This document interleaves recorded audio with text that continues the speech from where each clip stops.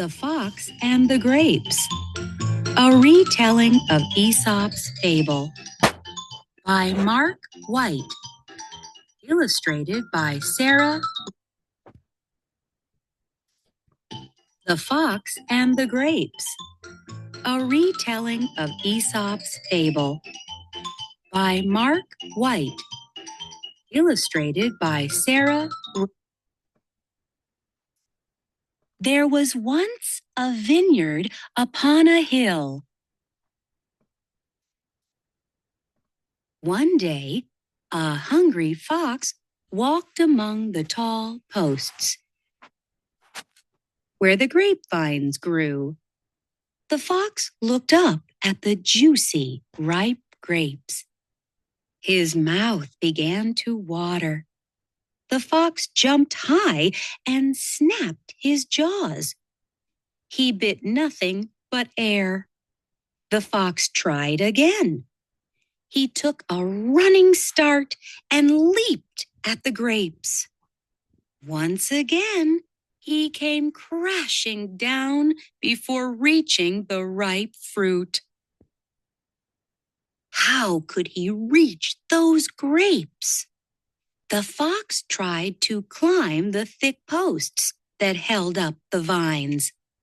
His paws weren't made for climbing. Once again, the fox fell to the ground. The fox rested to catch his breath. Then he gave one last mighty leap. He still couldn't reach the grapes. Finally, he decided to give up. The fox walked away.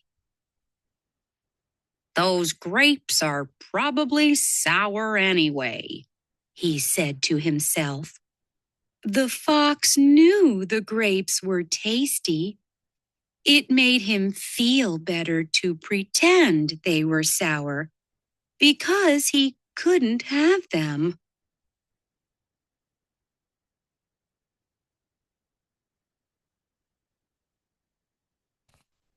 This is an amazing, interesting story about the fox and the grapes, right? So in this case, the fox gives up and says the grapes are probably not good. But initially he wanted the grapes. He thinks the grapes, he wanted it. But just because he couldn't get it and to make himself feel better, he just says, but he thinks the grapes are not good, right? But maybe that is good that he's trying to tell himself that because he couldn't achieve it, but then he could also try harder and actually get it, right? Instead of giving up.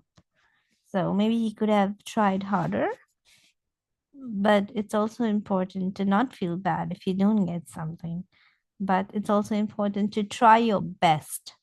And then if you don't achieve something, it's okay.